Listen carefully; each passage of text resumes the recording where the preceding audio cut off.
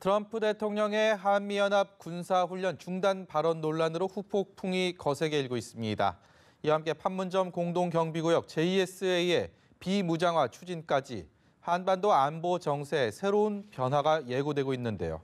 전현준 우석대 초빙 교수와 김용현 동국대 북한학과 교수, 그리고 연합뉴스 문관현 기자와 함께 자세한 얘기 나눠보겠습니다. 어서 오십시오. 안녕하세요. 안녕하십니까. 앞서서 저희 영상에서 BG, 노래, 음악까지 같이 나오면서 그런 좀 지난 북미 정상회담의 밝은 모습, 유쾌한 모습들을 이렇게 저희가 봤는데, 반면에 여러 가지 대형 이슈가 가득했던 한 주이긴 한데, 특히 트럼프 대통령이 느닷없이 한미연합 군사훈련 중단을 언급을 했습니다. 사실 비핵화 협상이 시작하기 전에 이것이 이번 합의의 주요 의제가 될 거라는 생각은 크게 하지는 못했던 부분이었는데, 어쨌든 이게 어떤 비핵화 협상만큼이나 지금 우리한테는 또 이렇게 관심사가 됐는데, 트럼프 대통령이 밝힌 입장 당시에, 그리고 북한 매체 이에 관련된 보도 들어보고 얘기 이어가도록 하겠습니다. Offer, just so you understand, military. Okay, do you want to hear? Okay, military. I call them war games. I hated them from the day I came. We pay for it. We pay millions and millions of dollars for planes and all of this. It's my term. I said I'd like to halt it. 미 합중국 대통령은 이에 리해를 표시하면서 소미 사이에 선의의 대화가 진행되는 동안 조선 측이 도발로 간주하는 미국 남조선 합동군사연습을 중지하며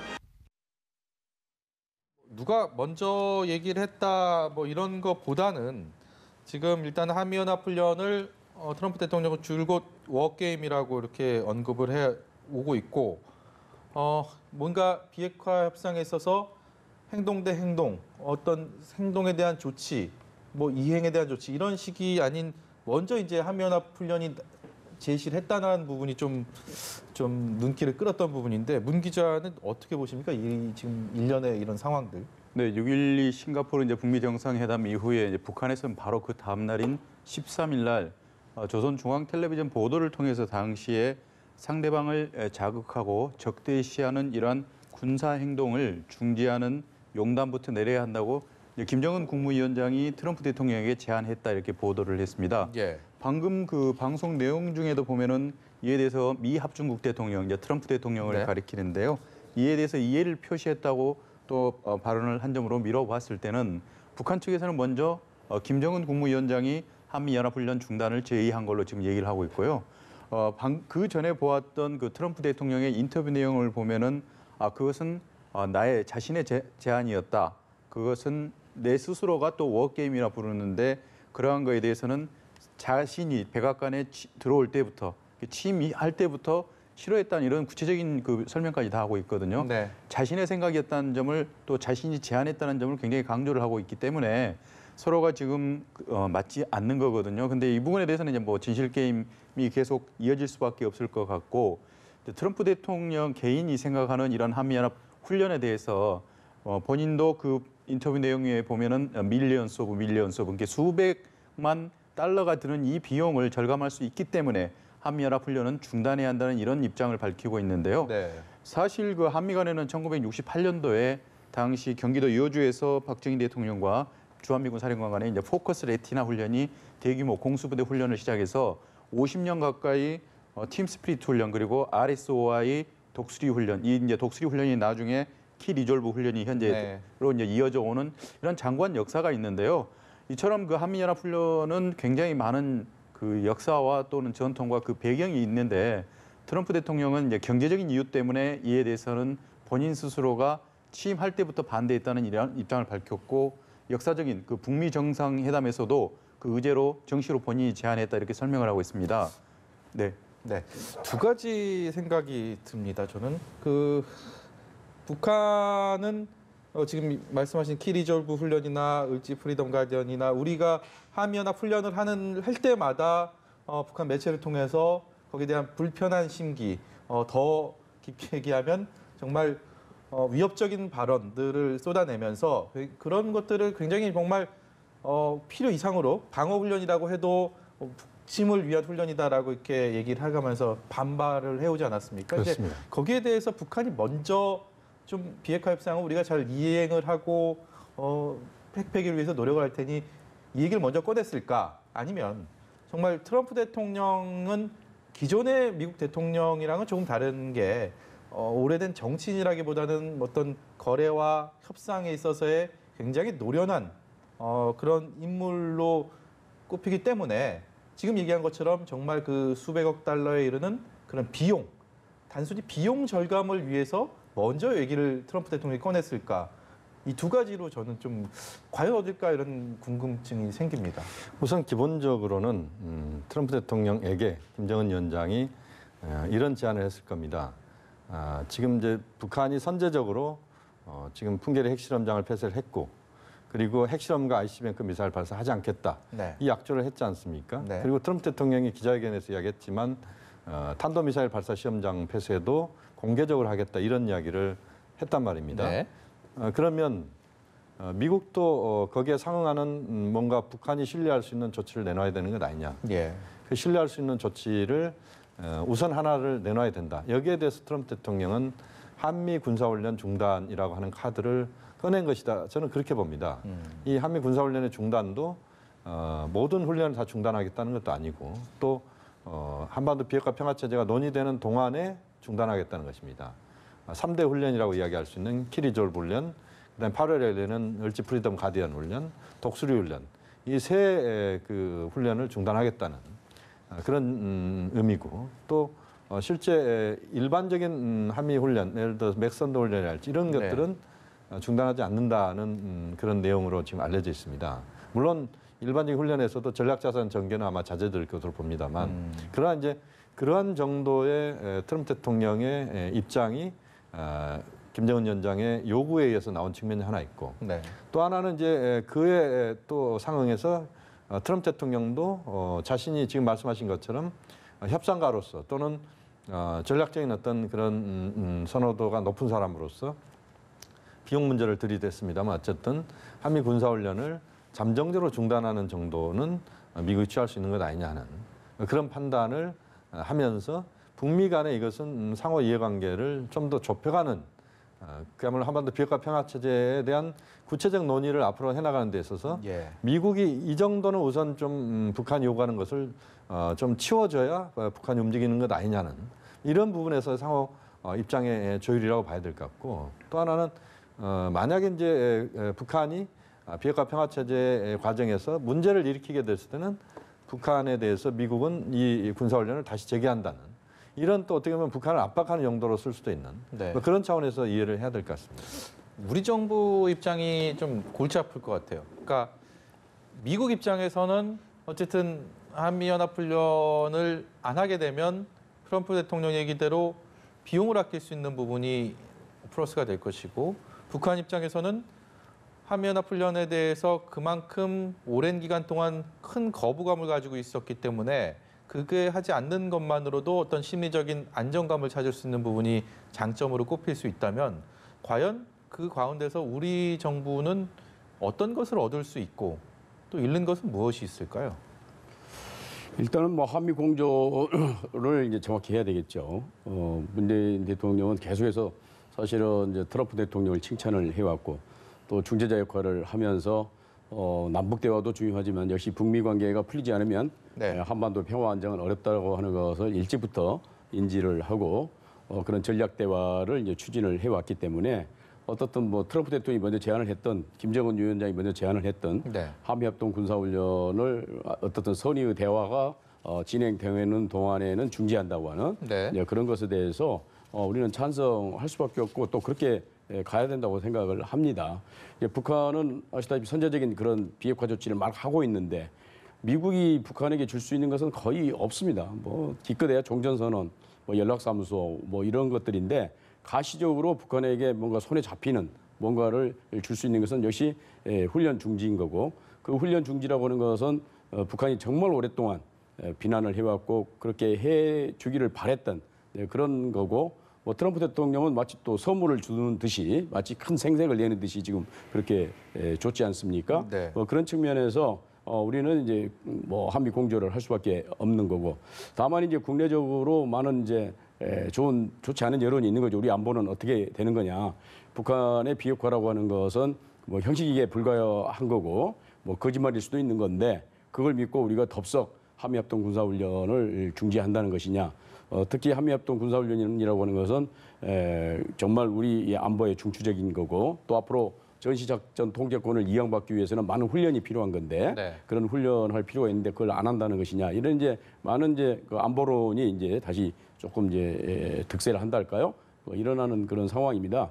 그런데 이제 우리 뭐 김영현 교수 얘기를 했습니다만은 이건 이제 절대적으로 조건부입니다. 북한이 비핵화를 성실히 그 수행할 때 이 중단을 한다는 것이지 무조건 중단한다는 거 아니지 않겠습니까? 네. 그래서 북한이 혹시라도 도발을 한다든가 또는 자기의 선행 이행 조치를 하지 않는다든가 하면 언제든지 한미는 군사훈련을 재개할 수 있는 것이고, 그런 역사적 사례는 또 있었습니다. 1992년에 팀 스피릿 훈련이 한 해 딱 중지가 됐었는데, 그건 뭐냐면 1991년에 북한이 굉장히 전향적으로 비핵화 문제라든가, 네. 그래서 한반도 비핵화 공동선언도 하고 남북 기본합의서도 채택하고 나름대로 열심히 비핵화를 위해서 노력을 했기 때문에 1년 중지를 해줬는데, 보니까 성실하게 신고도 하지 않고 비핵화에 어떤 그 참여도 잘 하지 않는 이런 양태를 보이니까 92년 10월에 다시 한미가 93년부터 다시 실시하고, 앞으로 이 핵 문제를 가지고 한미 합동 군사훈련을 중지한다든가 이런 일은 절대 없다고 선언을 해버렸거든요. 네. 어떻든 그런 사례가 있기 때문에 이번에도 만약 북한이 성실한 태도를 보이지 않으면 언제든지 재개할 수 있다, 그런 생각을 합니다. 문 기자께서는 워낙 또 안보랑 국방 쪽에 특히 관심을 많이 보이시고 뭐 거기에 대해 식견이 깊기 때문에 제가 여쭤보겠습니다. 일단 UFG가 8월달에 있지 않습니까? 이 훈련이 첫 번째 한미연합 훈련 중단의 첫 번째 사례가 될 수 있을지에 대해서 좀 여쭤보고 싶고요. 또 한 가지는 지금 실제로 그런 한미연합 훈련을 중단을 하게 됐을 때 안보에 대해서 우려를 하는 목소리들이 국내에서 중심으로 많이 나오고 있는데 어떻습니까? 실제 그런 영향들을 많이 가져올 거다. 현재 어떤 그 남북 관계와 북미 관계, 이런 한반도의 이런 평화 모드에서 실제 영향을 미칠 수 있다고 보십니까? 네, 일단은 이제 청와대의 의지가 과연 어디까지인지 사실 지금으로서는 우리가 굉장히 궁금해하는 부분이 바로 이 부분인데요. 문재인 대통령이 선거 과정에서도 지난해 이제 4월로 기억을 하는데요. 당시 그 방송기자클럽 토론회를 했었는데 참여를 해서 북한의 핵이 동결이 이제 검증이 된다면은 한미 간 군사 훈련을 조정하거나 또는 이제 축소하는 등 그에 상응하는 조치를 취할 수 있을 것이다, 이렇게 발언을 하셨습니다. 그리고 이제 취임을 한 이후에 문정인 연세대학교 교수가 미국에서 열렸던 세미나에서 당시에 우드로우 윌슨 센터와 함께 개최한 세미나였는데요. 북한이 핵과 그 미사일 활동을 중단하면은 미국은 한반도 전략자산 전개 그리고 한미연합 군사훈련을 축소할 수 있다고 발언해서 굉장히 큰 논란이 일었던 상황이 있습니다. 이에 대해서 이제 청와대는 당시 뭐 개인 의견이라고 일단락을 지었지만, 이번 그 한미 정상회담에서 우리가 생각지도 못했던 트럼프 대통령과 김정은 국무위원장 간의 한미연합 군사훈련 중단 문제가 나왔다는 점은 우리가 생각할 때는 그 주체가 상당히 놀랍다고 볼 수가 있겠습니다. 그리고 이에 대해서 발표도 그렇고 그 이후에 트럼프 대통령은 자신의 또 제안이었다고까지 계속 이 트레이드 마크를 달고 다니는 점으로 미뤄봐서는 트럼프 대통령이 이 군사훈련 중단에 대한 의지는 상당히 있는 걸로 우리가 볼 수가 있겠습니다.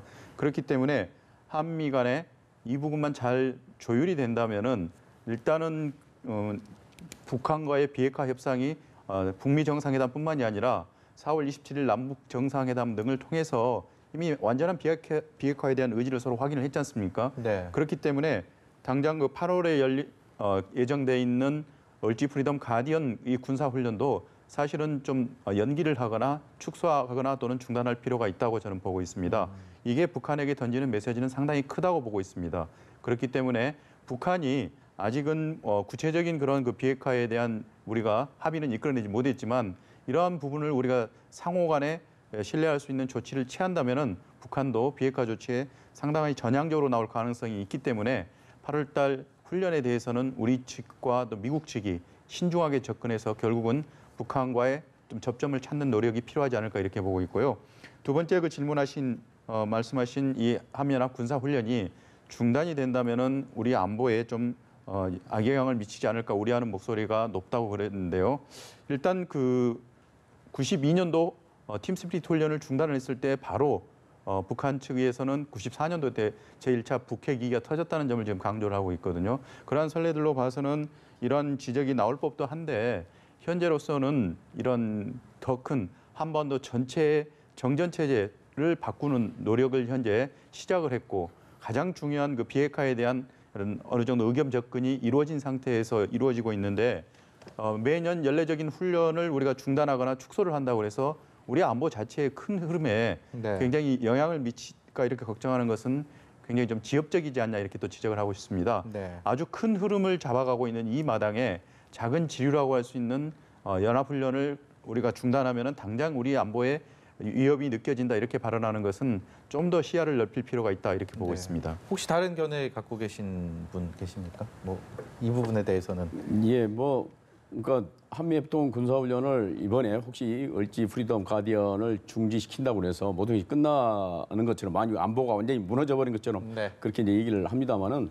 한미합동 군사훈련이 없이도 미국 독자적인 작전, 만약에 북한이 어떤 도발을 했을 경우에 미국이 가지고 있는 그런 전략 자산의 그 독자적인 전쟁 수행 능력만 가지고도 북한은 최소한 1시간 내에 완전히 초토화됩니다. 네. 그렇기 때문에 안보에는 뭐 큰 문제가 없다고 봅니다. 네, 한 가지만 좀 말씀을 드리면 지금 그 한미 연합 군사 훈련과 관련된 부분을 이야기를 할 때 좀 더 네. 우리가 좀 더 진지하게 봐야 될 부분은 전체적으로 한반도 비핵화 평화 체제의 전개는 한반도에서의 더 이상 전쟁은 없다.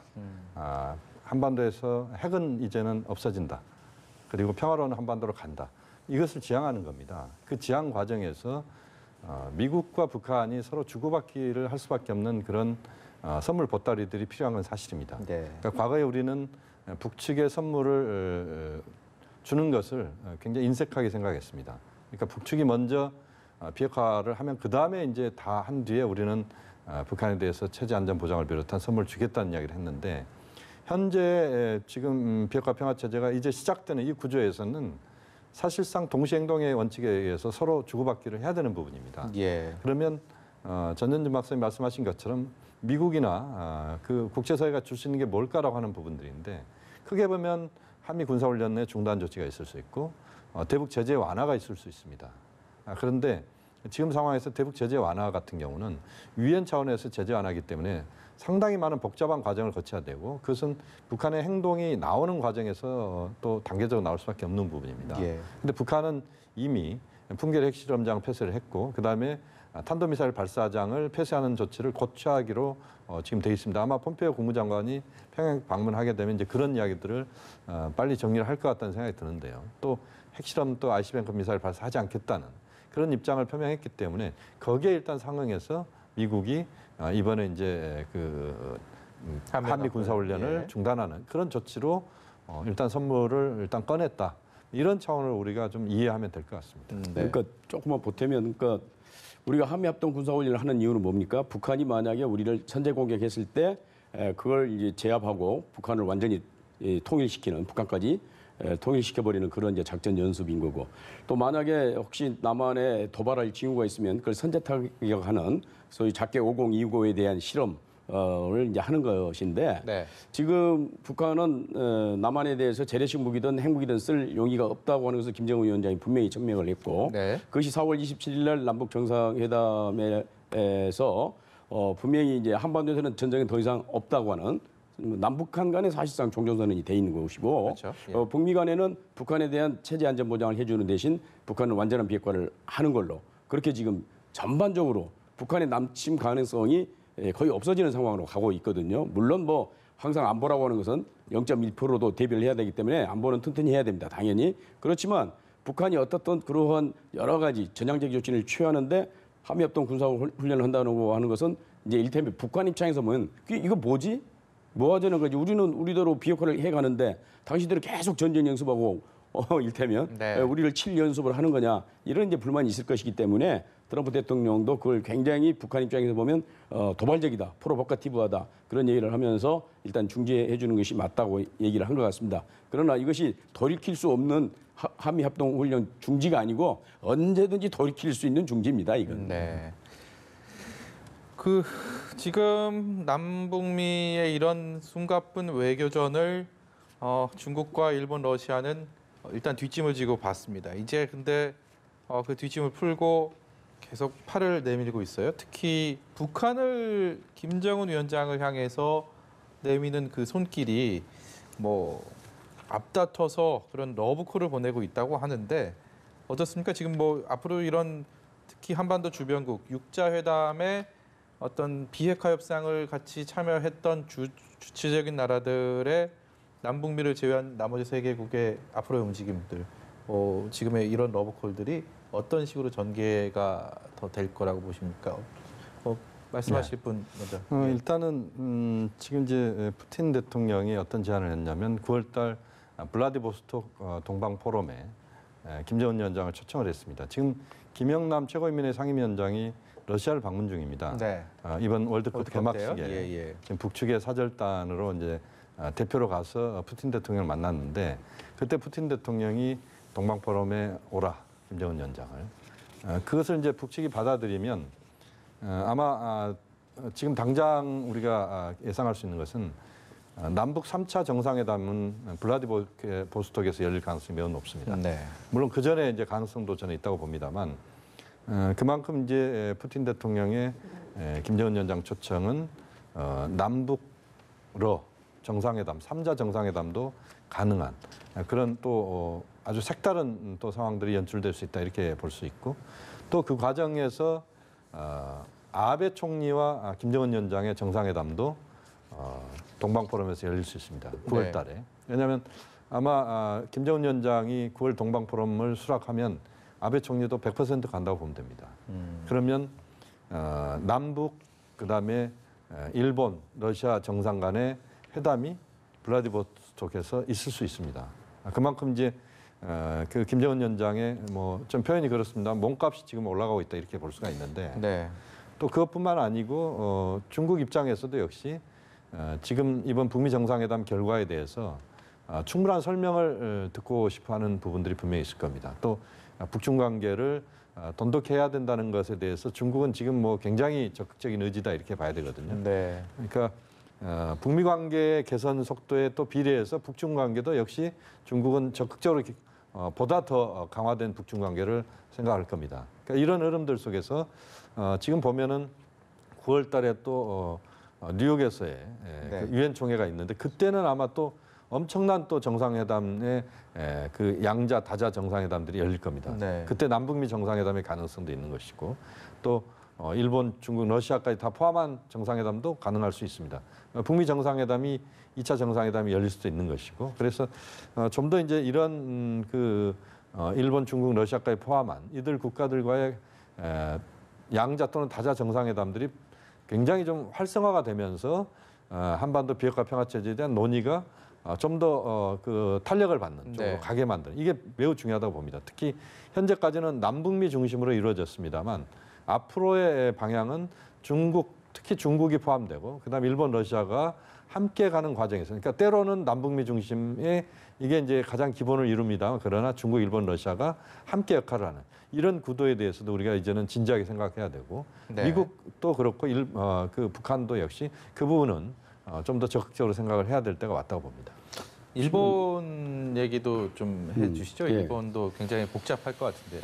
예, 일본 얘기하기 전에 조금 이제 말씀을 드리면, 그러니까 지금 비핵화는 가는 거고 비핵화 이후에 북한을 어떻게 할 건가 하는 문제 가지고 주변 사국이 굉장히 벌써 물밑에서 뭐 암투를 한다고 할까요? 그럴 정도로 패권다툼을 하고 있는 것 같습니다.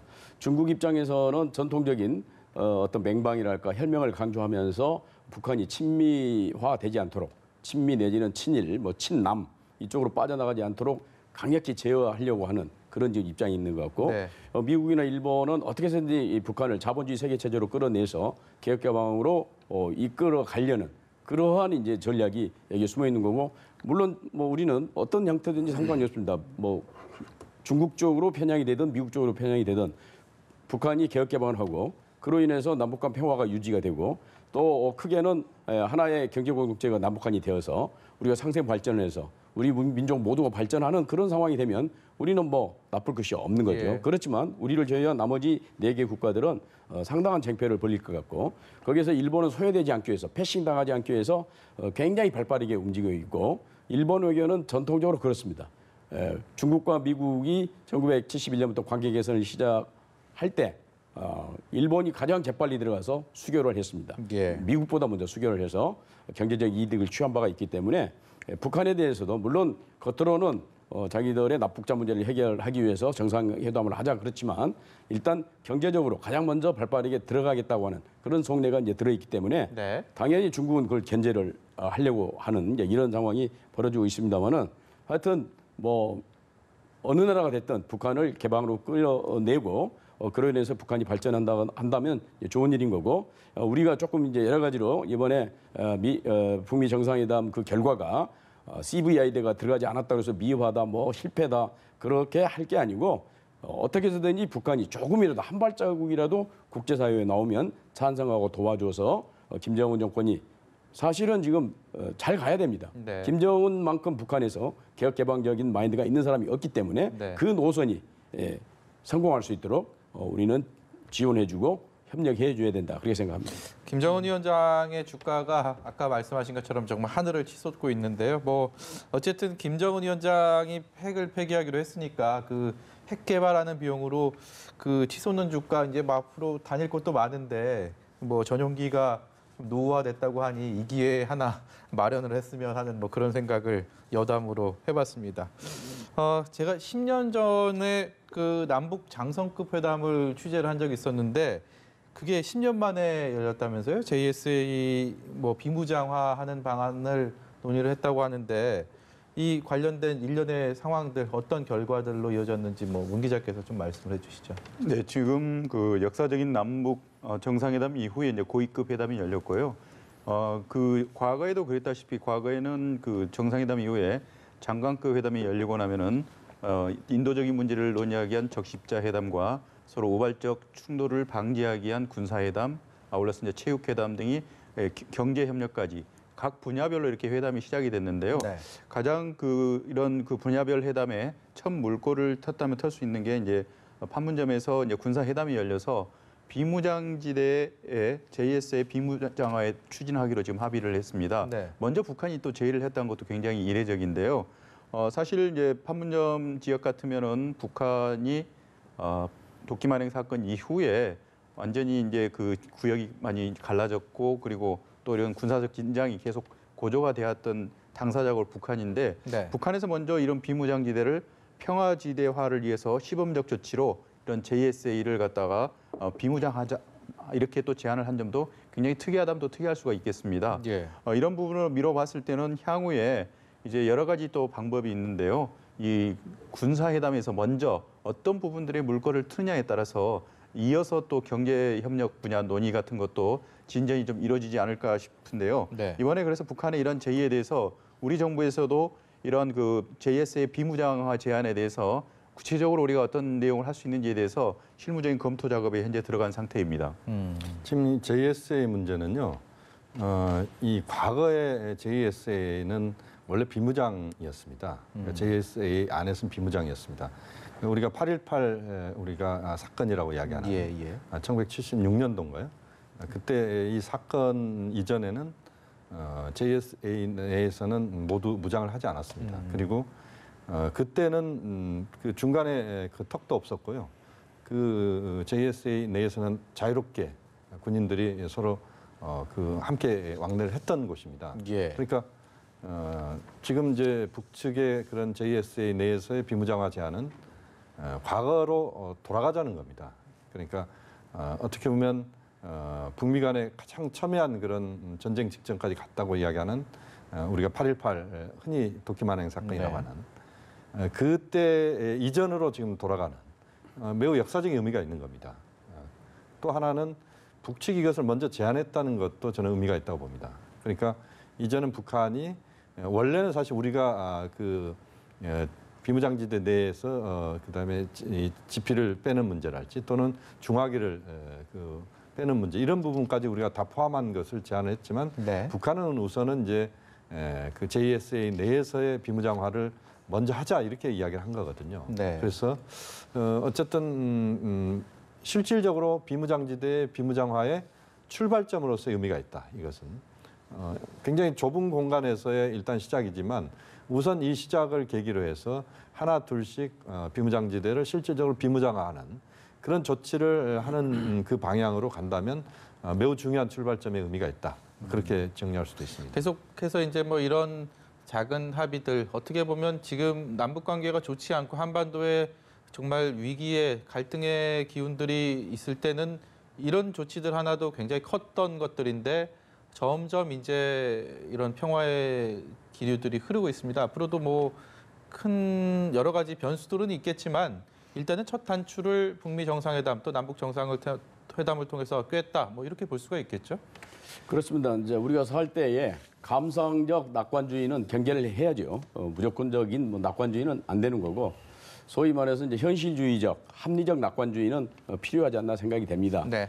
그러니까 이제 스톡데일이라고 하는 미 해군 장교가 한 말인데 이 사람이 65년부터 73년까지 소위 이제 월맹의 포로로 잡혀가지고 있으면서 결국 살아난 사람인데 많은 동료들이 너무 감상적 낙관주의에 젖어 있다가 죽어간 걸 보면서 자기는 당장에 모든 일이 이루어지리라고 생각하지 않고 오래 걸릴 거다. 그러려면 내가 체력도 보강해야 되고 잘 먹고 운동도 하고 이런 이제 준비를 철저히 했다는 것이죠. 네. 우리도 마찬가지입니다. 앞으로 한반도 평화를 이루어감에 있어서 많은 난관이 있고 네. 후퇴가 있을 겁니다. 그럼에도 불구하고 그런 것들을 이겨내고 갈 수 있으려면은 우리가 그 현실주의적 낙관주의적 입장에서 대비를 철저히 해야 되는 거고 이런 하나하나를 아주 소중히 여기고 잘 이렇게 무겁게 아주 깨지지 않게 네. 잘 다루는 것이 매우 중요한 거고 뭐 그런 것들은 역시 정부뿐만 아니라 민간, 학자 다 같이 해야 될 일이라고 생각이 되거든요. 네. 북한이 이렇게 선도적으로 나왔다 하는 것은 역시 자기들이 선도적으로 물론 주도권을 잡기 위한 전술일 수도 있습니다. 그렇지만 자기들의 진정성, 성실성을 보여줌으로써 앞으로 정상국가로 가기 위한 김정은 위원장의 어떤 뜻이다 이렇게 생각이 되고 네. 옛날 같았으면 이번 장성급 회담 같으면 박차고 나갔을 것입니다. 예. 그 사람이. 예. 그런데 그렇지 않은 것은 역시 강령적 교시가 있었기 때문에 그런 거고 거기에 맞춰서 우리나 미국도 김정은 위원장과의 어떤 그 성실한 약속, 신뢰 쌓기 위한 노력을 계속 해야 될 거로 생각이 됩니다. 네, 오늘 말씀 여기까지 듣겠습니다. 전현준 우석대 초빙 교수, 김용현 동국대 북한학과 교수, 연합뉴스 문관현 기자였습니다. 고맙습니다. 감정을 억누르고 최대한 냉철하게 현실을 직시해야 하는 언론인의 사명을 지난 2달만큼은 지켜내기가 참 힘들었습니다. 믿기 힘든 역사의 이정표 앞에서 가슴은 속절없이 뜨거워졌습니다. 이제 더 큰 도전을 앞두고 이념과 세대, 지역을 뛰어넘는 평화의 바람을 온몸으로 느끼게 되기를 기원해 봅니다. 특별기획 한반도의 봄, 지금 그 문을 닫습니다. 그동안 시청해 주신 여러분 깊이 감사드립니다.